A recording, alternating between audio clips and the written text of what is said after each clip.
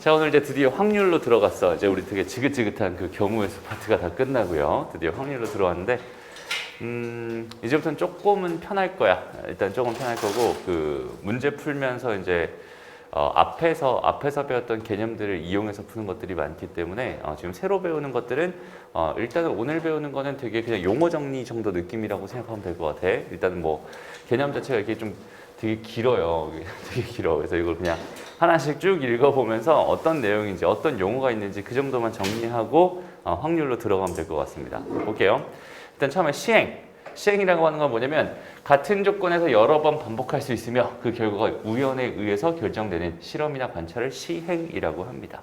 예를 들어서 뭐 주사위를 던지는 시행 이런 걸 말합니다. 라고 생각하면 돼. 어렵지 않죠? 오케이. 다음 넘어가서 표본 공간과 사건 이렇게 되어 있는데 표본 공간 어떤 시행에서 일어날 수 있는 모든 결과의 집합을 표본 공간이라고 해요. 그래서 이제 뭐 주사위를 던지는 시행에서의 표본 공간은 1, 2, 3, 4, 5, 6 이렇게 됩니다라고 생각하면 되고 이제부터 이 표본 공간부터는 이제 어떤 느낌이냐면 집합 느낌이야라고 생각해 주면 돼. 알겠죠? 전체 집합, 표본 공간 전체 집합이구나 이렇게 생각해 주면 된다는 소리고요. 그 다음에 세 번째 거 먼저 보자.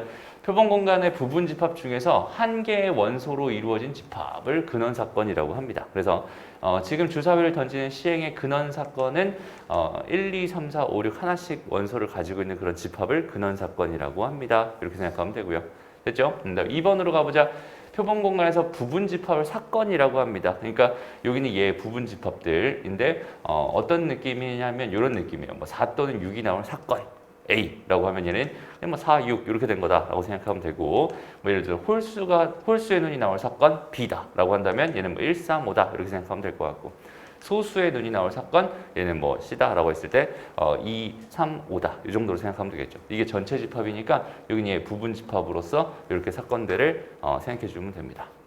오케이? 그냥 말 그대로 그냥 집합이라고 생각해 주면 될 것 같아. 전체 집합이고요. 그냥 집합들입니다. 이렇게 생각해 주면 된다. 어렵지 않죠? 그 다음에 4번으로 가보자. 어떤 시행에서 반드시 일어나는 사건을 전사건이라고 하고요. 전사건은 어떤 느낌이냐면 이런 느낌이야. 여기 요 시행에서 표본 공간이 얘였는데 자연수가 나올 사건을 D라고 했어요. 라고 한다면 다 자연수잖아. 그지? 1, 2, 3, 4, 5, 6 이렇게 돼 있는 여기는 얘가 전사건이다. 라고 생각해 주면 돼. 그러니까 표본 공간이랑 똑같다. 이렇게 생각하면 되는데 사실은 엄밀한 의미에서 완전히 똑같다는 아니야. 그러니까 우리가 A의 부분 집합입니다. 라고 하면 A 자기 자신도 있죠. 맞아요? 그러니까 전체 집합이 U다라고 생각했을 때 U의 부분 집합입니다. 라고 하면 자기 자신 U도 있단 말이야. 그 U가 전 사건의 의미다라고 생각해 주면 되고 원래 U가 표본 공간이다. 이렇게 생각해 주면 좋을 것 같아요. 오케이? 그 다음에 음수가 나올 사건 이런 걸 가지고 아예 없잖아. 음수가 나올 수 없잖아. 공집합되잖아. 이제 이런 걸 가지고 우리는 뭐라고 부르냐면 결코 일어나지 않는 사건 공사건이다. 이렇게 나타냅니다. 이렇게 생각해 주면 됩니다.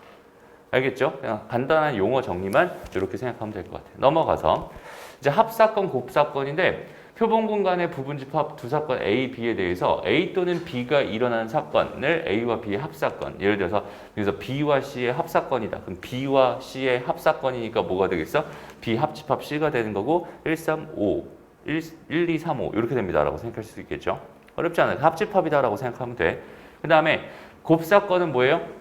A와 B가 동시에 일어나는 사건을 A와 B의 곱사건이라고 하고 B와 C의 곱사건 요거랑 요거 교집합 해주면 된다. 그지? 얘는 교집합은 3과 5예요. 이 정도로 생각해 주면 될 것 같아요. 그게 어려운 내용 아닙니다. 됐죠?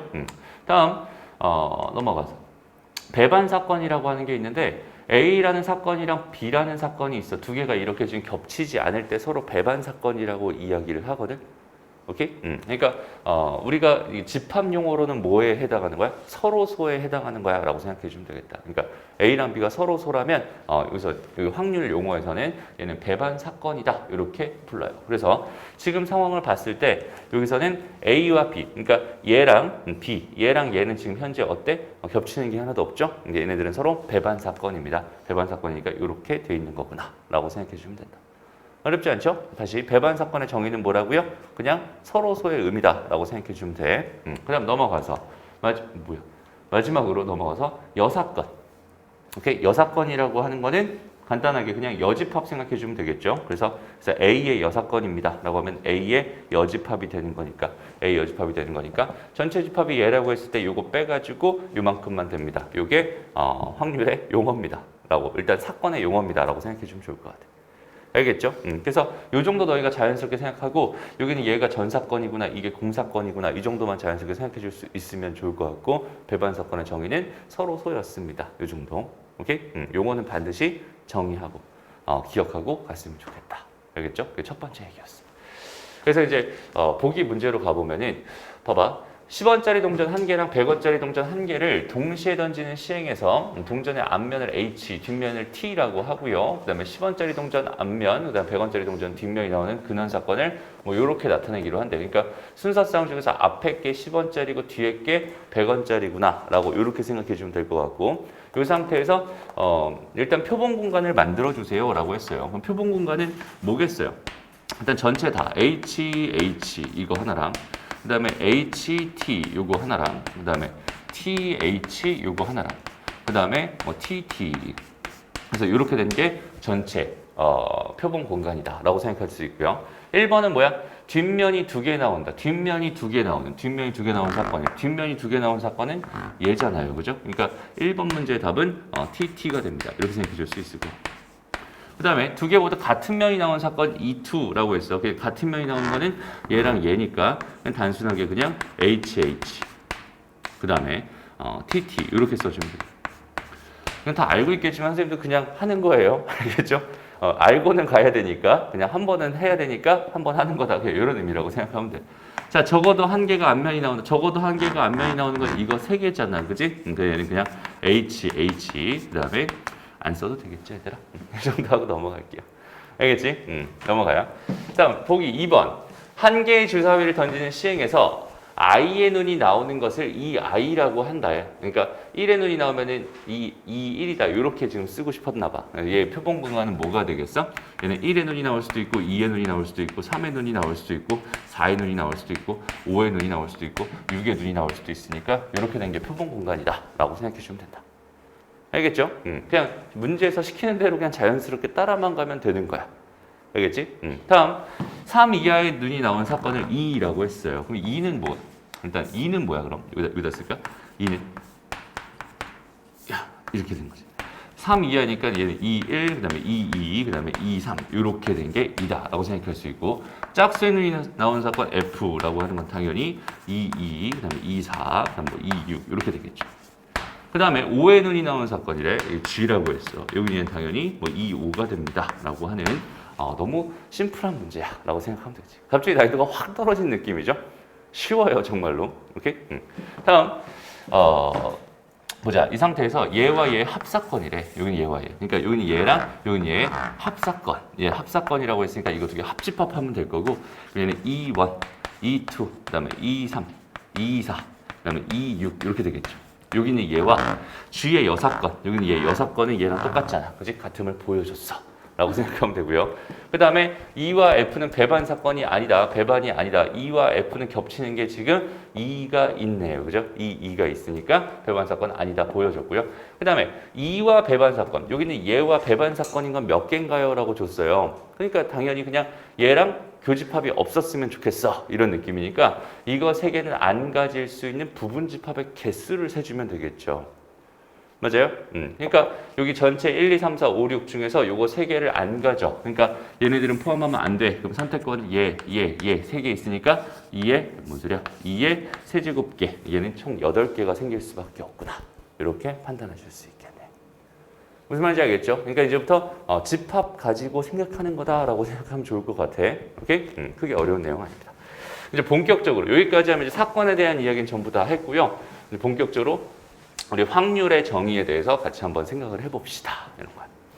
그러니까 우리가 여태까지 했던 거는 뭐냐면 경우의 수 파트에서 했던 거는 뭐냐면 어떤 사건 A가 있었어요 라고 한다면 그 사건의 개수를 세주세요라고 해서 요구했던 게 경우의 수다라고 생각하면 돼. 근데 지금부터는 이 사건이 이렇게 있었어요라고 한다면 그 사건의 확률을 구해주세요라고 해서 PA라고 씁니다. 이때 P는 뭐야?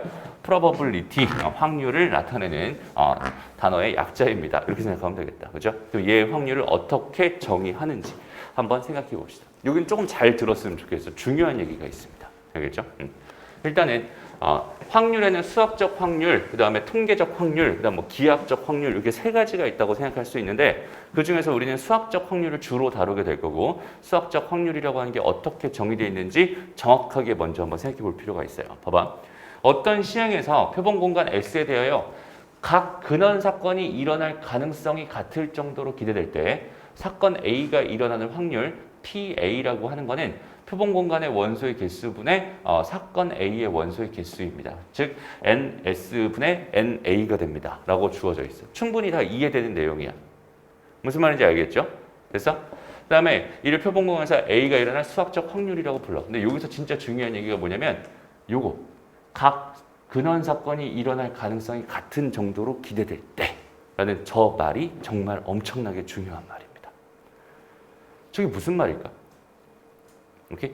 한번 봐봐. 예를 들어서 처음에 선생님이 첫 시간에도 이런 거 하나 해줬던 것 같은데 여기서 한번 봐봐. 여기서 내가 하나의 하나의 색연필을 고르는 시행을 한다고 한번 생각을 해볼게요. 이렇게 됐죠? 그러면 이걸 가지고 생각했을 때 우리가 만들 수 있는 표본 공간은 지금 상식적으로 봤을 때 뭐냐면 이거야. 그지 않니? 다 똑같잖아. 저기는 쟤네 똑같고 쟤 똑같고 다 똑같잖아. 그지? 그럼 이 상태에서 근원 사건이라고 하면 이게 되는 거야. 됐나요? 그런데 잘 봐봐. 이 근원 사건이 일어날 확률이랑 그러니까 얘가 일어날 확률이랑 얘가 일어날 확률이 같은 정도로 기대되나요? 아니죠.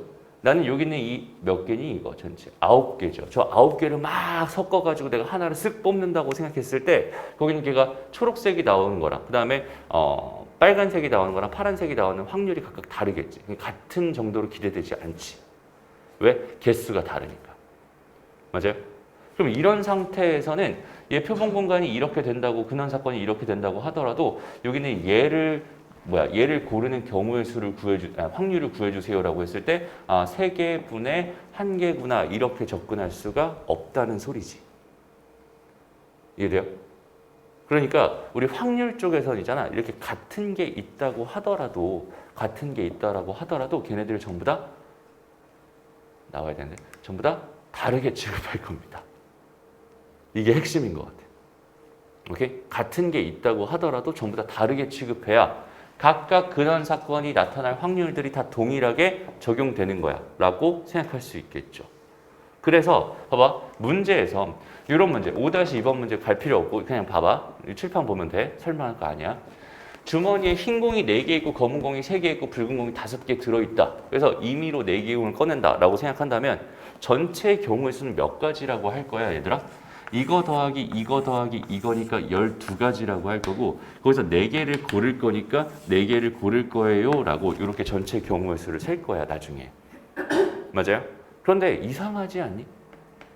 분명히 이 조합이라고 하는 거의 정의는 서로 다른 n개 중에서 r개를 택하는 거였어. 맞아요? 근데 지금 우리 이렇게 쓸 거거든. 왜 이렇게 쓸까? 여기서는 얘네들을 전부 다 같은 걸로 보지 않겠다는 강한 의지가 담겨 있는 거야 라고 생각할 수 있어요. 이제부터는 경우의 수 세는 거랑 조금 느낌이 다르다는 소리입니다. 알겠죠? 그 차이만 너희가 명확하게 딱 이해하고 갈 수 있으면 좋겠어. 왜냐면 확률이라는 걸 정의할 때 자체가 어떻게 정의되어 있는 거야? 이렇게 정의되어 있거든. 오케이? 이렇게 정의되어 있어. 그럼 얘네들이 전부 다 다른 걸로 보여야만 걔가 확률로서의 의미가 있겠지. 예를 들어서 빨간색이 뽑힐 확률은 당연히 몇 개 중에서 9개 중에서 둘 중에 하나 뽑는 경우 수니까 9분의 2가 돼야 너무 적합한 거잖아. 맞아? 여기 3분의 1이라고 쓸 수는 없는 거잖아. 그래서 지금 확률 이야기로 넘어온 순간부터는 이제는 같은 게 다 없어. 전부 다 다른 거야. 갑포순 이런 거는 없어. 이렇게 생각해 주면 좋을 거야. 무슨 말인지 알겠죠? 사실 갑포순은 있긴 한데 어쨌든 결과적으로 전부 다 다른 거야 라고 생각해주고 인식하고 받아들이는 게 가장 좋습니다. 이렇게 판단하면 될 것 같아요. 되나요? 되게 중요한 이야기입니다. 그 차이를 정확하게 인지하고 갈 수 있으면 좋겠어요. 그러니까 확률이랑 경우의 수랑 다른 거는 이 정도의 차이가 있는 거구나 이렇게 생각해 주시면 됩니다. 얘가 왜 그런 거냐면 각 근원 사건이 일어날 가능성이 같은 정도로 기대될 때 확률을 정의해 놨기 때문에 그렇게 될 수밖에 없는 거야 라고 그냥 그 정도로 이해하고 넘어가면 됩니다. 알겠나요? 오케이? 요 차이는 좀 되게 좀 헷갈리면 안 된다. 되게 중요한 포인트예요. 오케이? 넘어가. 그 다음에 통계적 확률이라고 하는 게 있는데 얘는 그냥 뭐 일정한 조건에서 같은 시행을 n번 반복할 때 사건 A가 일어나는 횟수를 Rn번 일어났다라고 생각했을 때 시행 횟수가 한없이 커짐에 따라서 상대도수 n분의 Rn 그러니까 n번 시행한 것 중에서 요만큼이 일정한 값의 P에 가까워지면 이 P를 사건 A가 일어날 통계적 확률이라고 한다라고 생각할 수 있고요. 실제로는 뭐 당연히 얘를 무한히 크게 무한대로 보낼 수 없는 상황이지. 그죠? 그러니까 n이 충분히 크다면 그냥 보통 여기는 얘를 통계적 확률로 본다. 이런 얘기인데 이건 단순하게 그냥 보기 4번 문제 봐봐. 어떤 농구 선수가 각종 대회에서 8,000번의 자유투를 시도했어. 그러니까 이런 느낌이지. 농구 선수의 자유투 성공률이 궁금한 거야. 성공할 확률이 궁금한 거야. 그럼 얘는 경험적으로, 통계적으로 할 수밖에 없지. 뭐 근육의 크기 뭐 이런 것들을 가지고 수학적으로 계산할 수 없잖아. 맞아요? 그래서 이런 건 통계적으로 접근할 수밖에 없었던 거고 그래서 전체 8,000번 중에서 이만큼 성공했으니까 8,000분의 예 해주면 걔가 확률입니다. 성공 확률입니다. 이렇게 생각해 주는 거. 이게 통계적 확률이다. 라고 생각하면 돼요. 어렵지 않죠? 좋습니다. 다음 마지막으로 확률의 기본 성질. 기하학적 확률이라는 것도 있는데 그건 좀 나중에 보기로 하고요. 일단은 확률의 기본 성질. 임의의 사건 A에 대해서 당연하게도 PA 그러니까 A가 일어날 확률은 당연히 0에서 1 사이가 될 수밖에 없어요. 이해돼요? 확률의 정의가 뭐였어? 표본 공간의 개수분의 사건 A의 개수였단 말이야. 그치? 그럼 표본 공간의 개수에서 여기는 얘는 사건 A의 개수는 얘가 될 수 있는 건 공사건부터 전사건까지. 공사건이면 빵이 되는 거고 전사건이면 얘랑 똑같아지는 거니까 여기는 얘는 당연히 0에서 1 사이가 될 수밖에 없고 당연히 전사건의 확률은 1이 되는 거고 공사건의 확률은 0이 됩니다. 이렇게 자연스럽게 받아들일 수 있겠다. 이런 얘기. 되나요? 여기까지 하면 이제 확률에 대한 기본적인 이야기는 전부 다 끝났고 이거 가지고 이제 문제만 풀면 됩니다. 그러니까 지금 시작한 지 몇 분 됐어요? 16분이나 됐어? 왜 16분이나 됐지? 16분 동안 선생님 떠들었던 얘기가 오늘 했던 이야기의 거의 다입니다. 나머지는 전부 다 뭐겠어? 앞에서 배웠던 개념을 끌고 와서 같이 푸는 거야. 이렇게 생각해 주면 될 것 같아요. 무슨 말인지 알겠죠? 그러니까 내용 자체가 별로 없다는 소리입니다. 가보자. 한 개의 주사를 던질 때 다음 물음에 답해 주세요. 짝수의 눈이 나올 확률을 구해 주세요.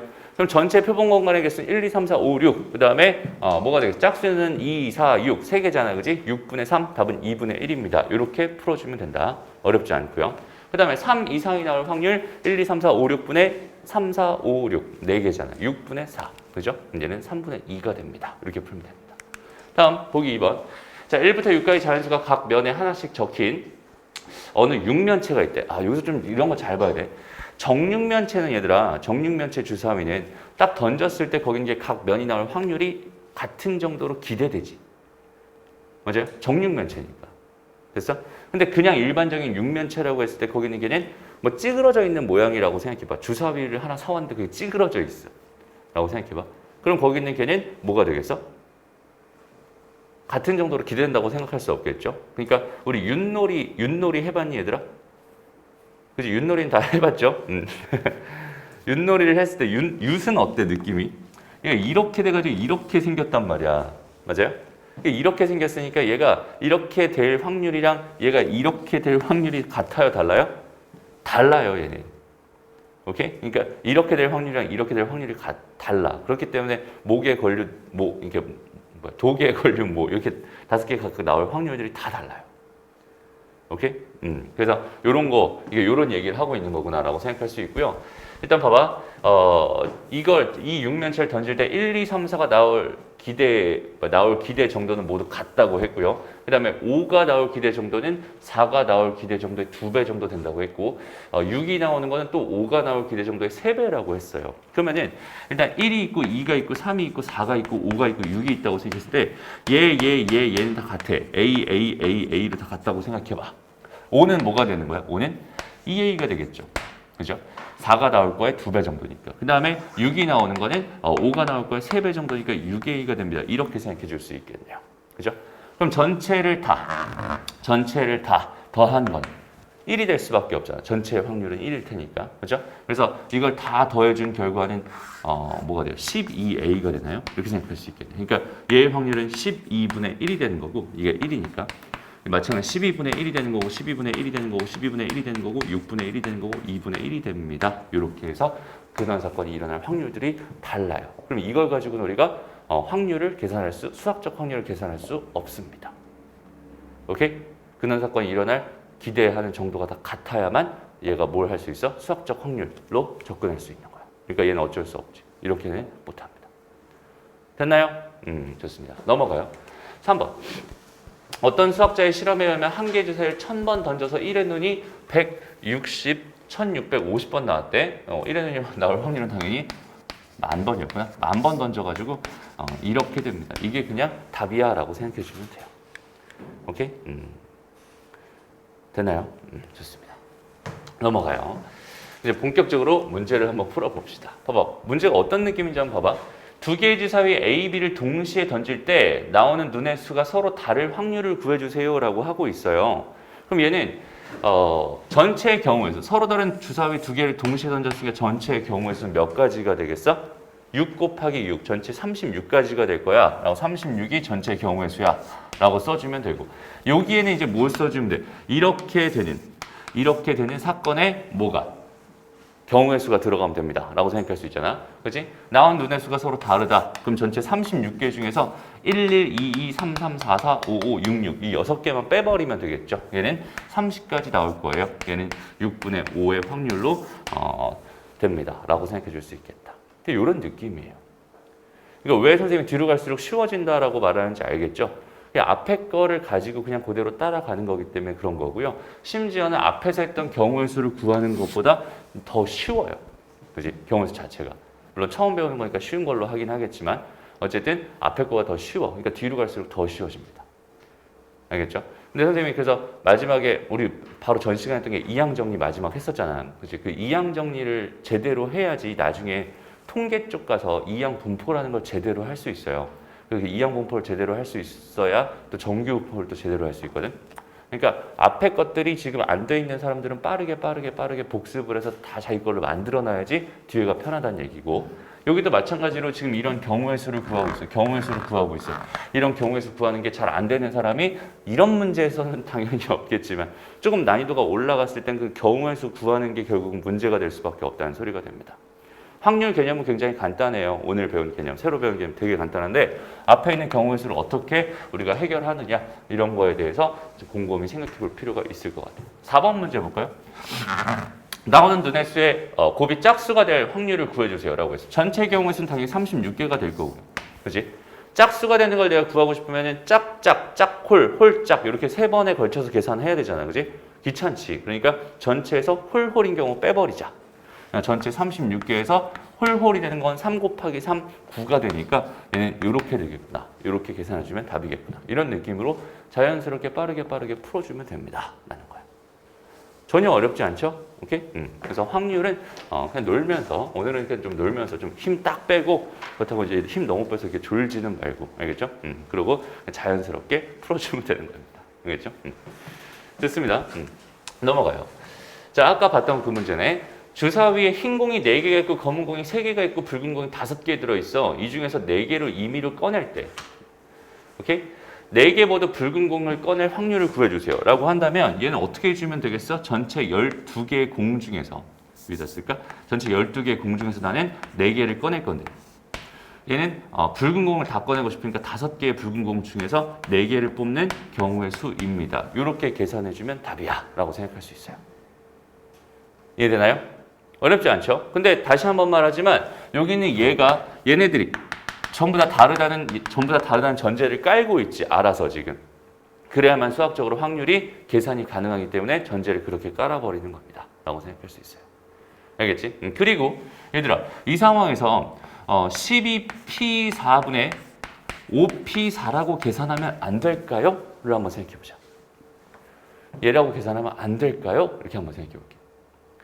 얘는 지금 임의로 4개 공을 꺼낸다고 했잖아. 그러니까 그 4개 공을 꺼내서 그 순서를 생각하지 않고 꺼낸 결과만 가지고 장난치겠다는 소리고, 얘는 그죠? 얘 같은 경우는 꺼낸 공의 순서까지 생각해가지고 장난치겠다는 소리지. 맞아요? 그러면 전제를 이렇게 깔았으면은 얘는 이렇게 다시 얘가 그냥 선택의 의미만 가지고 있었으면 얘도 선택의 의미로 접근하면 되고요. 여긴 얘가 선택하고 나열까지 했다면 여기는 얘는 선택하고 나열까지 계산해 주면 됩니다. 근데 실제로 지금 우리가 전제를 뭘로 했냐면 이 모든 공들은 전부 다 달라요라는 걸 전제로 했기 때문에 여기는 얘는 자연스럽게 뭐랑 똑같은 거냐면 12C4 곱하기 4팩이랑 똑같은 거고 5C4 곱하기 4팩이랑 똑같은 거야. 이해돼요? 그러니까 나열하는 경우의 수가 어떻게 될 수밖에 없어? 얘들아 완벽하게 다 같아질 수밖에 없는 거지. 그러니까 사실 이렇게 해도 되고 이렇게 해도 괜찮습니다. 근데 굳이 우리가 이렇게 계산할 필요는 없잖아. 불편하게. 이렇게 계산할 필요는 없으니까 자연스럽게 이렇게 계산한다라고 생각하고 문제를 풀어주면 더 좋을 것 같아. 됐어요? 자, 이게 가능한 이유가 봐봐. 붉은 공 다시 여기서 내가 만약에 검은 공이 두 개 뽑혔고 붉은 공이 2개 뽑혔어 라고 생각한다면 얘를 배열하는 수는 당연히 뭐가 돼야 돼? 4팩에 2팩, 2팩이 돼야 된단 말이야. 그 다음에 여기 검은 공이 뭐 하나 뽑히고 그 다음에 흰 공이 4개 뽑혔어 라고 이렇게 생각한다면 얘를 배열하는 수는 4팩에 3팩이 돼야 된단 말이야. 얘를 배열하는 수가 당연히 다를 수밖에 없다가 되는 건데 지금 현재 우리가 바라보는 관점은 여기 있는 주머니 속에 있는 공들은 전부 다 다른 거야로 바라보고 있기 때문에 우리가 굳이 이제 이렇게 계산할 필요 없이 전부 다 4팩으로 계산할 수 있어. 오케이? 그렇기 때문에 성립하는 거야 라고 생각하면 돼. 그러니까 제일 많이 실수하는 것 중에 하나가 뭐냐면 밑에는 내가 분명히 뽑는 걸로만 했어. 뽑는 걸로만 했는데 위에는 뽑아서 나열하는 걸로 경우의 수를 세버리는 경우도 있어요. 그러니까 막 혼용해서 쓰는 거야. 얘는 뽑아놓고 그 다음에 여기는 얘는 이렇게 아니면 얘는 이렇게 뽑아놓고 얘는 이렇게. 그러니까 이거분의 이거로 계산하거나 이거분의 이걸로 계산하면 당연히 틀리겠죠. 맞아요? 조심해야 될 건 내가 이걸 지금 어떻게 전제를 깔 거냐, 전체 표본 공간을 뭘로 설정을 해놓을 거냐, 난 뽑는 거, 그 뽑는 걸 각각 다른 걸로 볼 거야 라고 그렇게 전제를 깔아놓냐, 아니면 뽑아서 나열한 것까지 다 신경 쓸 거냐. 표본 공간을 너희가 어떻게 설정하느냐에 따라서 결과가 여기 주어져 있는 이 사건도 당연히 뭐가 될 수밖에 없어? 달라질 수밖에 없는 거야. 알겠지? 내가 그래서 이렇게 뽑았다면 아 얘는 순서까지 생각한 거니까 위에도 순서까지 생각해서 계산해 주면 되는 거고, 얘를 내가 순서 생각하지 않았으면 얘는 순서 생각하지 않고 계산해 주면 어쨌든 얘랑 얘는 같은 결과가 벌어질 수밖에 없어. 이렇게 생각해 주면 좋겠다. 알겠죠? 그러니까 편한 거에 따라서 생각해 주면 된다는 소리입니다. 자, 우리 계산까지는 다 하지 않고 그냥 이 정도로만 딱 생각하면 될 것 같아요. 2번 문제는 답은 뭘까요, 그럼? 얘는 12C 4분의 뭐가 되겠어? 흰 공 2개, 4개 중에 2개 뽑을 거고, 검은 공 2개, 3개 중에 2개를 뽑을 거야. 이렇게 뽑아버리면 얘가 2번 문제의 답입니다. 라고 생각할 수 있겠죠. 너무 쉬워요. 그죠? 3번은 어때? 꺼낸 공 중에 흰 공 2개가 포함된대. 그러면 12C 4 중에서 일단 흰 공 2개는 뽑아 놓은 상태라고 생각하면 되는 거잖아. 그럼 흰 공 2개 뽑아놨으니까 몇 개 남았어? 8개 중에서 2개만 더 뽑으면 되겠다. 그럼 뭐 검은 공이다 붉은 공 어떻게 섞이든 어쨌든 이렇게 뽑힐 수밖에 없구나 라고 자연스럽게 생각할 수 있겠지. 이해됩니다? 오케이? 좋아요. 그 다음에 마지막 4번. 흰 공 1개, 검은 공 1개, 붉은 2개를 꺼낼 확률이 궁금합니다. 그러면 12C 4분의 뭐가 되면 되겠어요? 4C 1 곱하기 3C 1 곱하기 5C 2가 됩니다. 되나요? 이런 느낌으로 자연스럽게 세주면 되는 거야. 알겠죠? 오늘 그래서 진짜 쉬워요. 정말 너무 쉽습니다. 넘어가. 보자. 다음 5-3번 문제. 주머니에 흰 공과 붉은 공이 합해서 8개가 들어있는데 이 주머니에서 임의로 2개의 공을 꺼내보고 다시 넣는 시행을 충분히 많이 반복해봤더니 4회에 3회 꼴로 2개 모두 흰 공이 됐대. 이게 무슨 말이야? 이게 통계적 확률로 바라봤을 때 4분의 3이 됐다는 소리잖아. 뭐가? 2개 모두 흰 공이 나올 확률이. 그럼 전체 8개 중에서 나는 2개를 꺼낼 건데 여기서 내가 흰 공을 n개였다고 가정을 한다면 n개 중에서 2개를 꺼내는 이 확률이 4분의 3이 됐다라고 해석해 줄 수 있겠지. 지금 현재 얘는 통계적 확률이고요. 여기는 수학적 확률입니다. 충분히 많이 했다고 하니까 여기는 얘랑 당연히 같아질 수밖에 없겠지라고 생각하고 이렇게 해놓고 풀면 답이 되는 거야. 오케이? 됐어요? 좋습니다. 넘어가요. 다음 보자. 자, 5번 문제 이제 이런 것들이 이제 앞에 우리 경우의 수를 얼마나 충실히 했느냐 요거 가지고 장난치는 거라서 요건 너희가 직접 한번 풀어볼게요. 좀 어려울 것 같아. 한번 해보세요. 자, 봐봐. 일단은 요 1번 문제 보니까 여기서 두 개를 뽑을 거니까 얘는 일단 ENC2입니다. 이게 전체 경우의 수예요 라고 해서 여기까지는 누구나 다 쉽게 생각할 수 있을 거고요. 그 다음에 이제 요렇게 되니 얘가 지금 궁금한 거고 얘는 뭐겠어? 두 수의 차가 n 이상이 되는 사건입니다 라고 생각할 수 있어요. 그죠? 두 개를 뽑을 건데 두 개의 수의 차이가 n 이상이 났으면 좋겠어. 그렇게 되는 경우의 수를 구해주세요 라고 생각할 수 있는 거잖아. 이해되죠? 됐어? 그래서 이거는 만약에 어려웠다면 얘는 경우의 수가 어려웠던 거지 확률이 어려웠던 건 아니야. 선생님이 뒤로 갈수록 쉽다고 하는 거는 뒤로 갈수록 진짜로 정말로 쉬워지는 거는 개념이 쉬워지는 거지. 그 안에 들어있는 내용은 앞에 있는 걸 가지고 간다고 했었죠. 그러니까 앞에 있는 게 정확하게 잘 잡혀야 된다. 이런 얘기를 한 거야. 오케이? 봐봐. 그래서 두 수의 차가 n 이상이 나는 걸 한번 직접 세보자. 이건 그냥 뭔가 어떤 매칭을 통해서 우리가 알고 있는 도구 가지고 그냥 바로바로 해결하기는 쉽지 않을 것 같으니까 이렇게 쭉쭉 가서 이게 en까지 이렇게 있었다고 한번 생각해 볼게요. 오케이? 그럼 처음 뽑힌 수가 만약에 1이었다고 생각해. 얘가 1이 뽑혔어 라고 생각한다면 얘는 n 이상의 차이가 나야 되니까 n 플러스 1부터 2만큼 뽑힐 수 있겠지. 두 번째 뽑힌 건 가능한 게. 그지? 그러니까 1과 n 플러스 1이 뽑힐 수 있고 1과 n 플러스 2가 뽑힐 수 있고 그 다음에 뭐 1과 n 플러스 3, 1과 2n이 뽑힐 수 있으니까 이렇게 된 거 전체 몇 개가 됩니다? n개가 됩니다. 이렇게 생각해 줄 수 있겠네요. 그지? 그 다음에 두 번째 뽑히는 수가 뭐가 되겠어? 만약에 2였다 라고 생각한다면 얘는 당연히 여기서부터 여기까지 이렇게 됩니다 라고 생각해 줄 수 있겠지. 이해돼? 그러니까 얘는 몇 개가 되는 거야? n-1개가 되는 거야. 여기서 하나 줄어든 거니까. 이렇게 생각할 수 있을 것 같아요. 그 다음에 얘가 3이 되는 경우는 하나 더 줄어드는 거니까 n-2개가 됩니다. 이렇게 생각할 수 있어요. 여기는 얘가 마지막으로 여기 n이 됐다면 얘가 될 수 있는 건 2n 한 개밖에 없겠구나 라고 생각할 수 있고 n 플러스 1이 첫 번째로 뽑힌 수였다고 한다면 여기서는 없지. 이제부터는 없지. 그러니까 결국은 이만큼을 한 개죠. 한 개라고 쓴 거구나. 여기는 얘를 다 더한 결과가 뭐가 되는 거야? 저기는 제 경우의 수가 되는 거야 라고 생각할 수 있어요. 그럼 얘는 1부터 n까지 다 더한 거니까 뭐가 되겠어? 2분의 n에 n 플러스 1이 됩니다. 이렇게 처리해 줄 수 있어요. 되나요? 그러면 여기는 얘를 계산해주면 뭐가 돼요? 여기는 얘는 2n 곱하기 2n 마이너스 1 2 이렇게 될 거고 2n에 n 더하기 1 약분 이렇게 되겠네. 그치? 그래서 얘는 2배에 2n 마이너스 1분의 n 더하기 1이 되는 거야. 이렇게 처리하면 됩니다. 됐나요? 오케이? 좋습니다. 이런 식으로 생각해 주시면 되는 거야. 크게 어렵진 않습니다. 다음 두 번째, 이 중에서 서로 다른 세 개를 뽑을 때 서로 다른 세 수를 작은 수부터 크기 순으로 나열하면은 뭐가 된대? 공차가 인 등차 수열이 된대.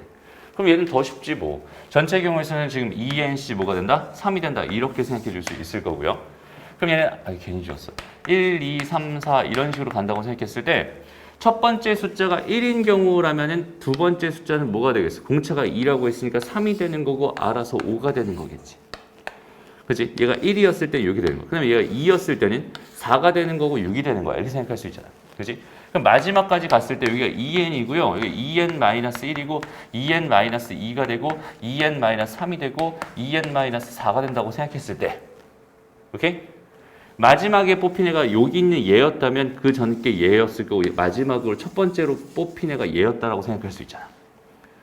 이해돼요?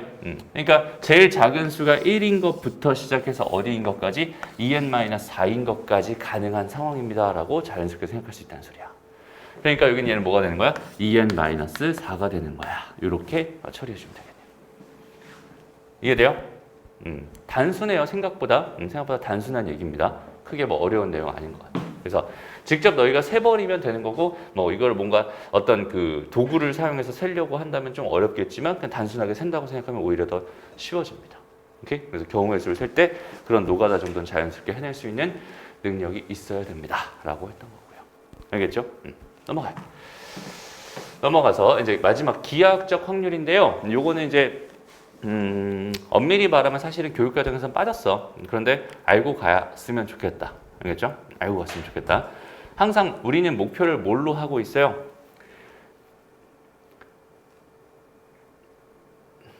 이것도 아니야 사실은. 이것도 아니야, 그지? 이거지 이거, 그지? 1등급이 아니라 100점을 목표로 하고 있잖아, 그지? 그럼 우리는 나중에부터 이제 계속 뭘 풀어야 되냐면 고난이도 문제들을 풀어내야 된단 말이야. 오케이? 근데 그런 문제들에서 이 기하학적 확률을 다뤄요, 사실은. 그리고 좀 문제가 어렵게 나오는 학교들은 얘가 또 나오기도 합니다. 그렇기 때문에 이것도 정확하게 다 생각해 줄 수 있었으면 좋겠다. 알겠죠? 좋아요. 그럼 기하학적 확률이 뭔가를 한번 생각해 보자. 영역 U에는 연속적인 변량을 가지고 있어. 그 다음에 그 영역 안에 어느 점이든 잡을 수 있는 가능성이 있다라고 같은 정도로 기대된다라고 했을 때 결국은 얘 중에서 얘가 선택될 확률은 전체 분의 얘입니다. U분의 A가 됩니다. 이렇게 해석할 수 있다는 소리입니다. 그러니까 무슨 말이냐면 정확하게 무슨 말이냐면 그냥 요걸 한번 생각해 보자. 반지름의 길이가 5인 원판이 있대요. 반지름의 길이가 5인 원판이 있대. 이렇게. 원판 위에 한 점 P를 임의로 잡았어. 한 점 P를 임의로 잡았는데 중심과 P 사이의 거리가 2 이상 3 이하일 확률이 궁금합니다. 라고 한다면 여기서부터 여기까지 이 길이가 현재 지금 이렇게가 5였잖아.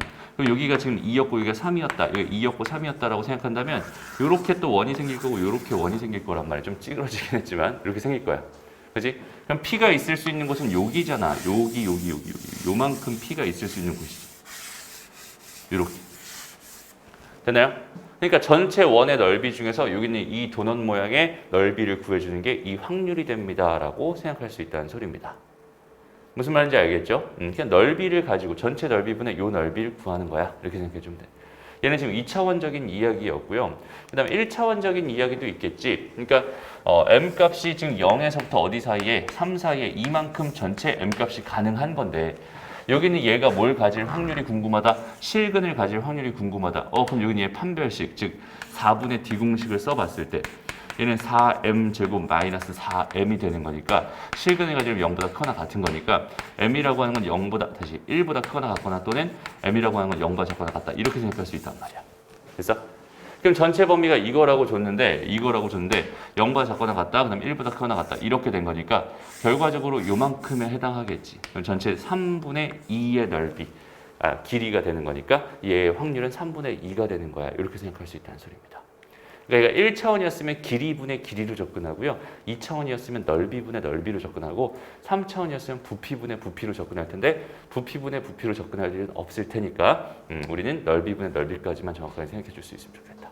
그걸 가지고 뭐라고 한다고? 기하학적 확률이다. 이렇게 얘기하는 거야. 어렵지 않죠? 오케이? 그래서 문제는 조금 처음 보면은 조금 어색할 수는 있지만 자연스럽게 한번 생각해 봅시다. 이런 거.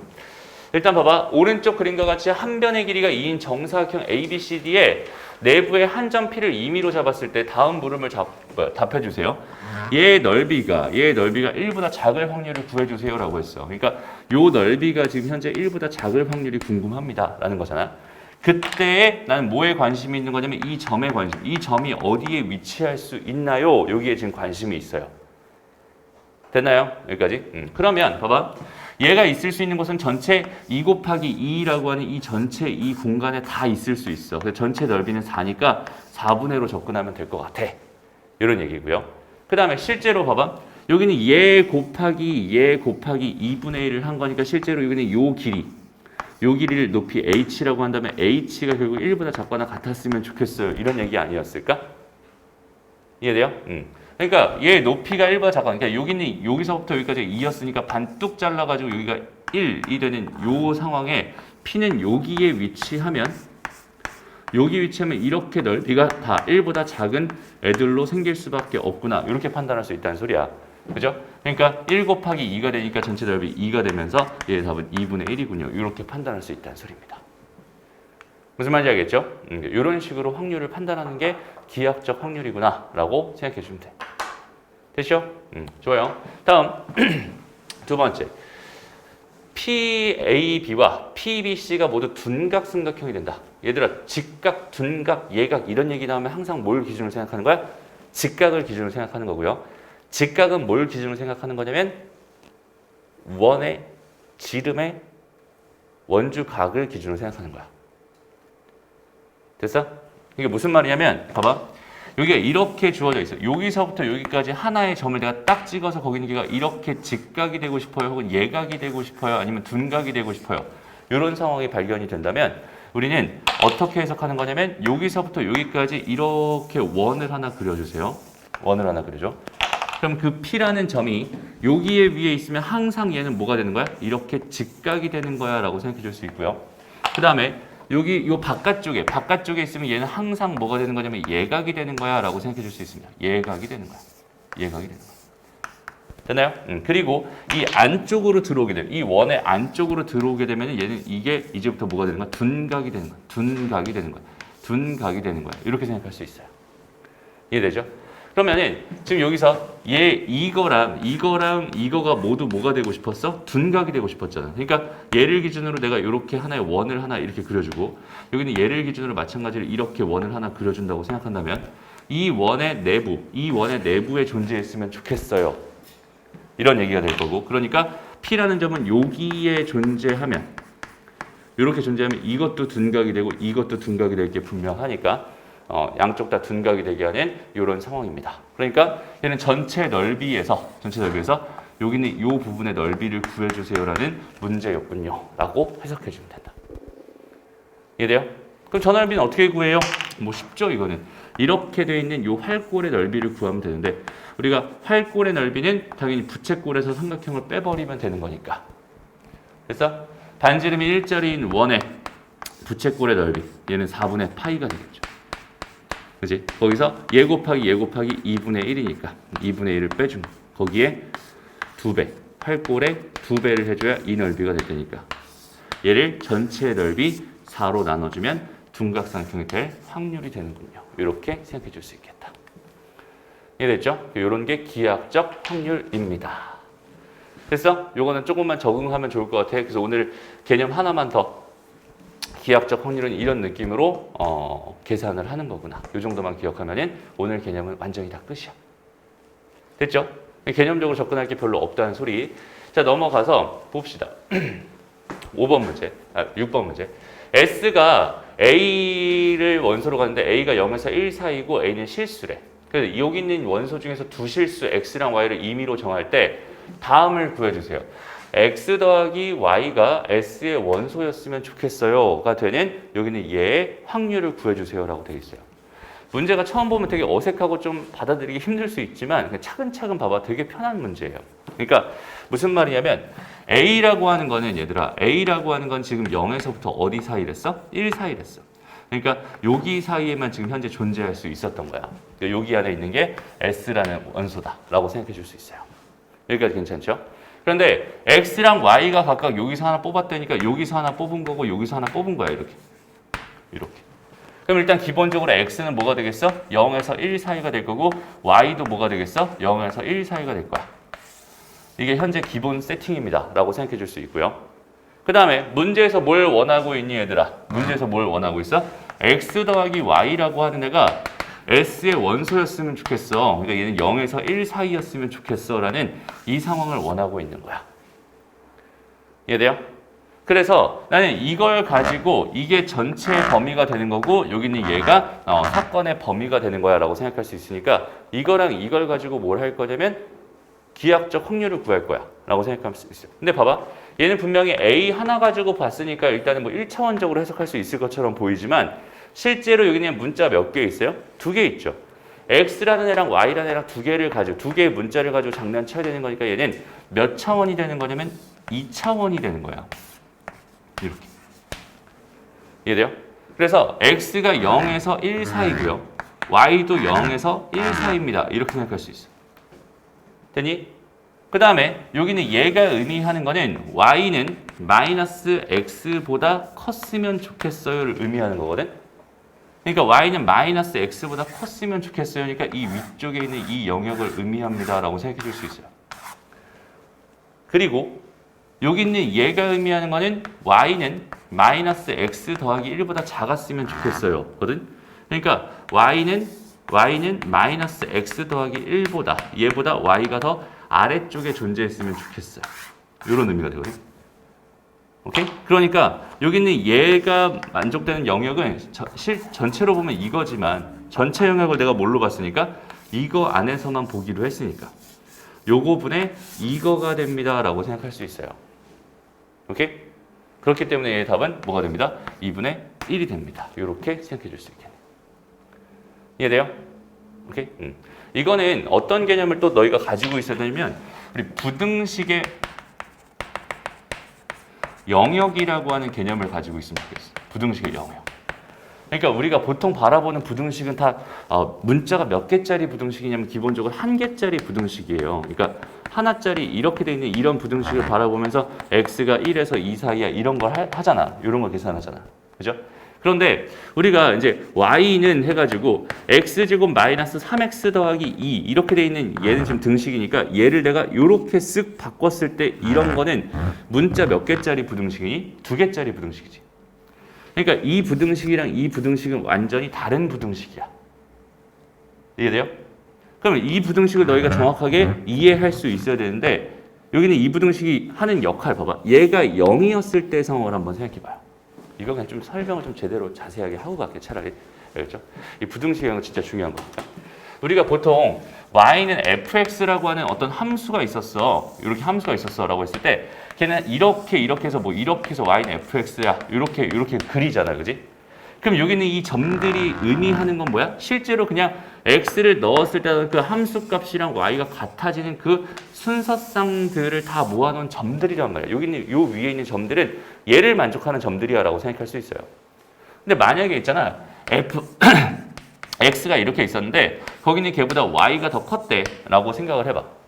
그럼 내가 원래 x를 딱 집어넣어서 나오는 그 값이 y인 점이 이거였으니까 여기 있는 점은 어떻게니? 여기 있는 점 x를 넣었을 때 나오는 함수 값이랑 걔 y값, 얘 y좌표랑 비교를 해보면 이해돼요? y가 더 커지겠지. 됐어? 다시 봐봐. 여기가 현재 x1, y1이었다고 쳐보자. 얘가 무슨 말이냐면 y1이 된다는 소리야. 뭐가? fx1은 y1이 된다는 소린 거거든. 지금. 그지? 그런데 여기는 요 점의 좌표를 내가 x1, y2라고 쳐보자. 이렇게. 그러면 내가 실제로 f라는 함수에다가 x1을 집어넣으면 그 결과는 뭐야? 지금 y1이라고 주어진 거잖아. 근데 얘는 y2랑 비교하면 누가 더 큰 거야? y2가 더 크잖아. y1이랑 y2랑 비교했을 때 y2가 더 커지잖아. 얘는 더 커진다고. 맞죠? 그러니까 얘는 이 부등식의 근이야 라고 해석할 수 있겠지. 얘는 이 점은 이 방정식의 근이야 라고 해석할 수 있는 거고 여기는 이 점은 이 부등식의 근이야 라고 해석할 수 있단 말이야. 그러니까 그 x좌표가 여기 있었다고 생각하면 여기 위에 있는 이 점들은 모조리 다 여기 있는 이 부등식의 근이고 여기 있는 x가 여기 있었을 때 이 점을 기준으로 이 위에 있는 모든 점들은 다 이 부등식의 근이 돼요 라고 생각할 수 있어. 그럼 이 부등식의 근이라고 하는 건 결국 이 함수의 그래프를 기준으로 이 위에 있는 모든 점들이 전부 다 이 위에 있는 모든 점들이 전부 다 얘 위에 있는 점들이야. 그러니까 이 부등식의 근이야 라고 해석할 수 있다는 소리입니다. 그럼 반대로 y가 더 작아요. fx보다 더 작아요 라고 하는 이 부등식의 근은 뭐겠어? 이 그래프의 아래쪽에 있는 이쪽에 있는 이 모든 점들이 전부 다 얘를 만족하는 그런 해들이 된다 라고 생각할 수 있겠지.